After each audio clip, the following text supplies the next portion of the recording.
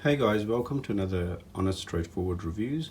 Today we're going to be putting in, it's a bit of a setup guide. So today I've got a SSD enclosure, and to be specific, this is the Oracle one, and it supports Thunderbolt 3 and a transfer of 40 gigs. And I've got a SSD NVMe M.2.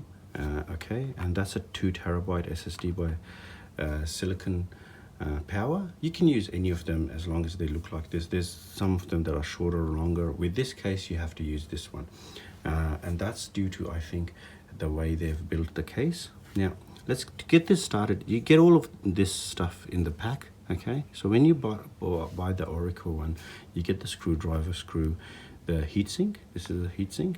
This you have to buy yourself, obviously, the SSD, and that. Yeah, straight off we have to open it up with this. So that's very easy, simple and straightforward. Once that's unscrewed, place the screw somewhere you're not going to lose it, and you just open it up like this. Now when you've opened it up, don't worry, don't think you've broken something when this pops out. Okay, this has to pop out. All right, just be careful not to short circuit this. All right, now first things first, what we have to do is plug this in. Now as you can see, it's got a bit of a gap there. Okay, we have to look at and line that here. Okay, otherwise you'll be just breaking it. I have applied no force whatsoever, it's just gone in itself.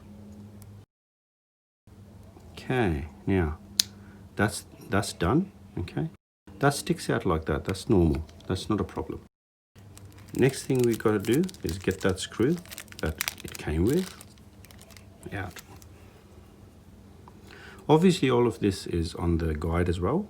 Now, this screw, we're lucky, it works with this screwdriver. So keep this screwdriver because, yeah, it'll come in useful like later on when SSDs get bigger. Okay, pretty straightforward, guys. Screw it in, get it nice and tight, you know. You know, that's a good, not too tight. You don't want to break it, you know. This is the important part where you're going to line everything up. So you want the SSD to be on the outer side. Okay, so this is how it's going to go in, and it's going to sit like that. I know it's got stuff here to screw it down with, but it didn't have anything. Don't worry about this too much. Line that with that hole over there. Now, what we got to apply is the heatsink. All right, now this is where it gets a bit tricky. Not tricky, you just got to be careful.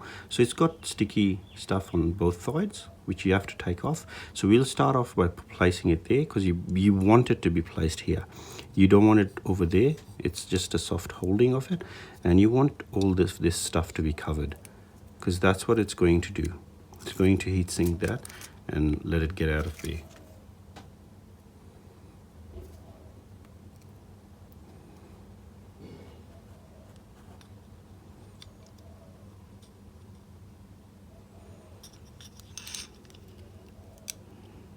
Just align it like that, nice and flat on there. Okay, now what I want you to do is get the other side off. You don't want to take that off too early because then you'll have issues. Yeah, this is how it closes up from one end to another, and basically all that's left is to screw this in. And that's basically it. Now, if you guys are wondering why am I doing this instead of, because to be honest, this costs quite a bit compared to, let's say, a Samsung T7. However, the speed that I'm getting on this is nearly the speed of a Samsung X5. I think over the speed of this, depending on the SSD you put on there, you can upgrade it and things like that. The Samsung X5 right now is about $900 for a 2 terabyte. The Samsung T7 costs whereas around $400 in Australia, and this cost me all up about just over $500. So as you can see, this is going to be about 3 times faster than the T7. However, and possibly, if depending on the SSD that I place in there, possibly can be faster than the X5 as well. However, very upgradable. The second most important thing is, with those kind of SSDs, you got to remember there's a hash, and once the hash fills up with a big file, it just slows right down, whereas this doesn't. And second, the heatsink. So you can actually have it heatsink, and I've got a eGPU and stuff like that near my desk, and I can place this on the eGPU, which is really cool, the Enclosure, and this can transfer the heat from here onto there and keep the SSD nice and cool, so your transfer rates are really high. So that's why I used it. Anyways, I hope you guys found this video useful. Let me know in the comments what you thought about it, and if I can improve anything else, and what you would like to see in the future. All right, and oh, before I go, and obviously that's the cabling you get with it. You just plug one end here, the other end goes into your Thunderbolt 3. Okay, all good. All right, thank you. Alright guys, so if you want to see more videos and support the channel, and you like this video, please give me a like, thumbs up, and subscribe to the channel. Also check out my Twitter, Instagram, and Patreon accounts. That helps a lot if you follow them and contribute there. Thanks so much. Take care. Bye.